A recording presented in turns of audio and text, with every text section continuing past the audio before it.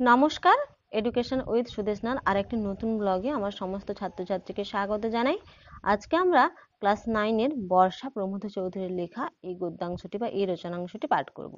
এই রচনাংশটি পাঠ করার সময় এর প্রত্যেকটি লাইন ধরে ধরে আমরা পুঙ্খানুপুঙ্খভাবে আলোচনা করব এবং এর বিষয়বস্তু ও প্রাসঙ্গিক কিছু তথ্য তোমাদের সামনে আমরা তুলে ধরব।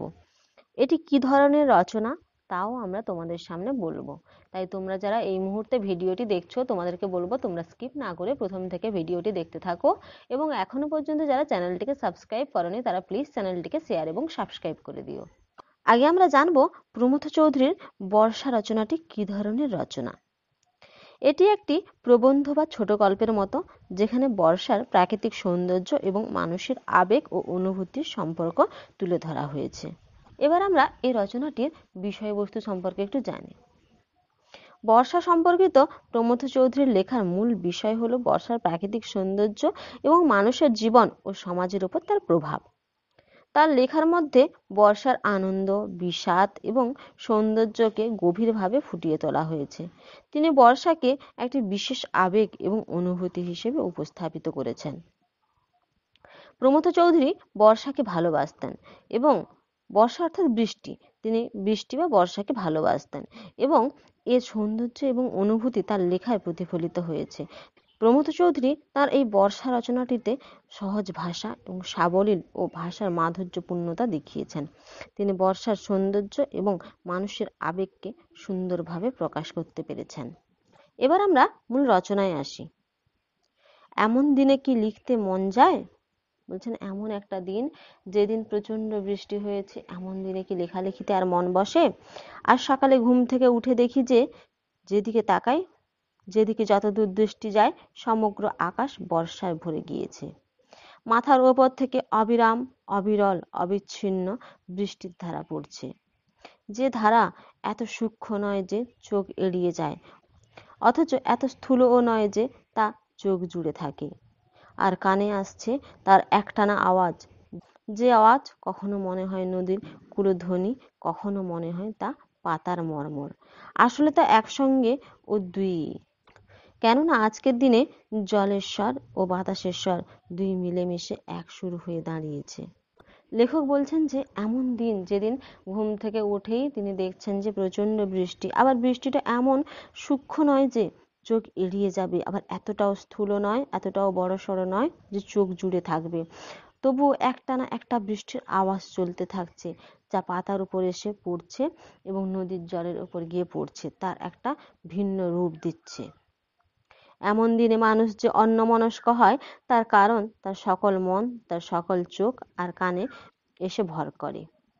আমাদের এই চোখ পোড়ানো আলোর দেশে বর্ষার আকাশ আমাদের চোখ কি যে অপূর্ব স্নিগ্ধ পলে মাখিয়ে দেয় তা বাঙালি মাত্রই জানে। অর্থাৎ বর্ষার মহিমা বাঙালিরাই একমাত্র উপলব্ধি করে ভালোভাবে। আজকের আকাশ দেখে মনে হয় ছায়ায় রঙের কোনো পাখির পালক দিয়ে বর্ষা তাকে আগাগোড়া মুড়িয়ে দিয়েছে। তাই তার স্পর্শ আমাদের চোখের কাছে এত নরম, এত মোলায়েম। বলছেন যে প্রকৃতিকে দেখলে যেন মনে হয় একটা পাখির পালক যেন বুলিয়ে দিয়েছে, তাই এত সুন্দর, এত নরম, এত মোলায়েম। তারপর চেয়ে দেখি গাছপালা, মাঠঘাট সবারই ভিতর যেন একটা নূতন প্রাণের হিল্লোল বয়ে যাচ্ছে। সে প্রাণের আনন্দে নারকেল গাছগুলো সব দাঁড়িয়ে দাঁড়িয়ে দুলছে, আর তাদের মাথায় ঝাঁকড়া চুল কখনো বা এলিয়ে পড়েছে, কখনো বা জড়িয়ে যাচ্ছে।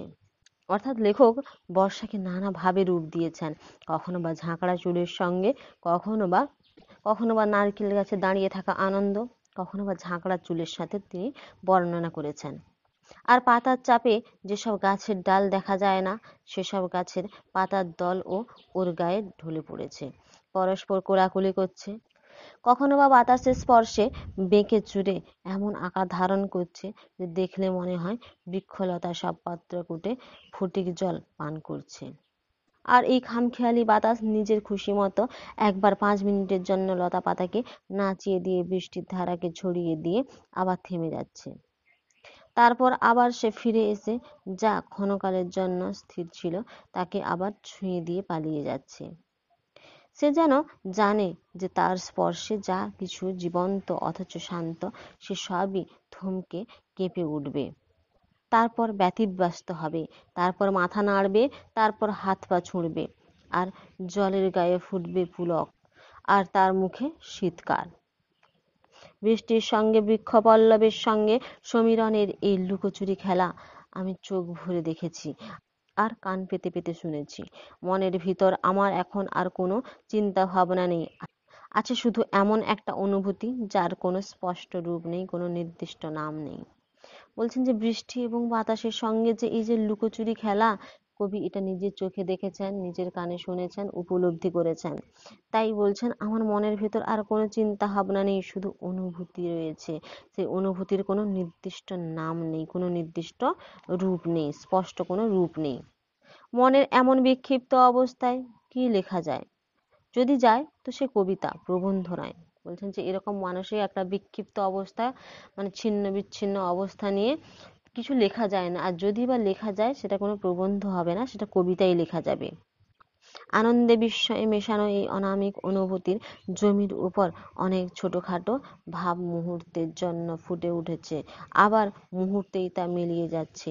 এই বর্ষার দিনে কত গানের সুর আমার কানের কাছে গুনগুন করছে, কত কবিতার শ্লোক, কখনো পুরোপুরি কখনো আধখানা হয়ে আমার মনের ভিতর ঘুরে বেড়াচ্ছে। আজকে আমি ইংরেজি ভুলে গিয়েছি। যেসব কবিতা, যেসব গান আজ আমার মনে পড়ছে, সে সবই হয় সংস্কৃত, নয় বাংলা, নয় হিন্দি। মেঘৈম্যে দুরম্বরম বনভুব শ্যামা স্তমাল দ্রুময়ী। গীতগোবিন্দের এই প্রথম চরণ যে বাঙালি একবার শুনেছে চিরজীবন সে আর তা ভুলতে পারবে না। জয়দেবের লেখা গীতগোবিন্দ, তার যে প্রথম এই লাইনটি যে পড়েছে যে বাঙালি, সে কোনোদিনই ভুলতে পারবে না। আকাশে ঘন ঘটা হলেই তার কানে উচ্চারণ আপনা হতেই বাজতে থাকবে, সেই সঙ্গে মনে পড়ে যাবে মনের কত পুরনো কথা, কত লুকোনো ব্যথা। আমি ভাবছি মানুষ ভাষায় তার মনের কথা কত অল্প ব্যক্ত করে, আর আর কত বেশি অব্যক্ত রয়ে যায়। ভাষায় মনোভাব ব্যক্ত করবার জন্যই যারা এই পৃথিবীতে জন্মগ্রহণ করেছেন তারাও, অর্থাৎ কবির দলও, আমার বিশ্বাস তাদের মনকে অর্ধেক প্রকাশ করেছেন, অর্ধেক গোপনে রেখেছেন। আজকের দিনে রবীন্দ্রনাথের এই পুরনো গানের প্রথম ছত্রটি ঘুরে ফিরে ক্রমান্বয়ে আমার মনে আসছে।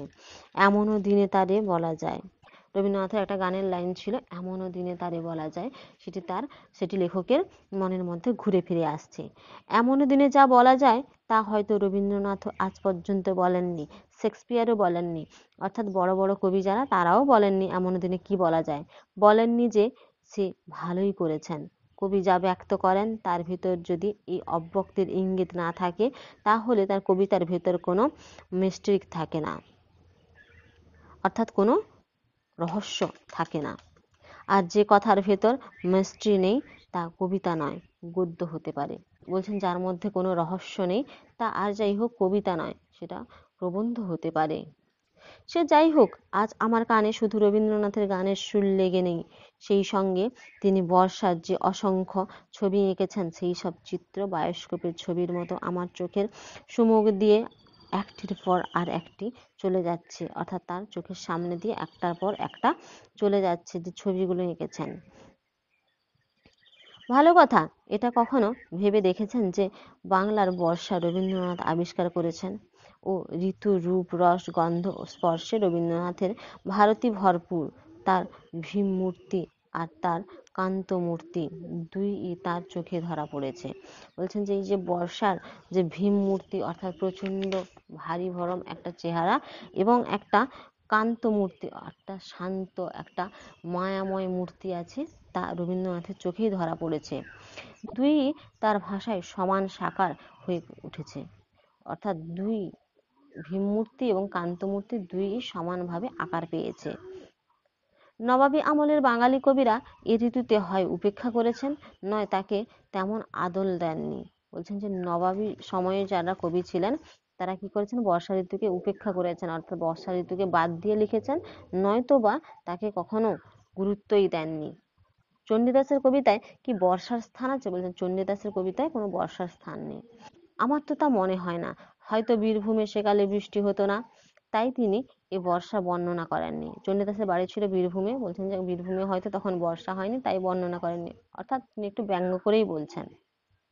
বাকি বৈষ্ণব কবিরাও এ বিষয়ে একরূপ নীরব। কেউ বর্ষা নিয়ে কিছু লেখেনি।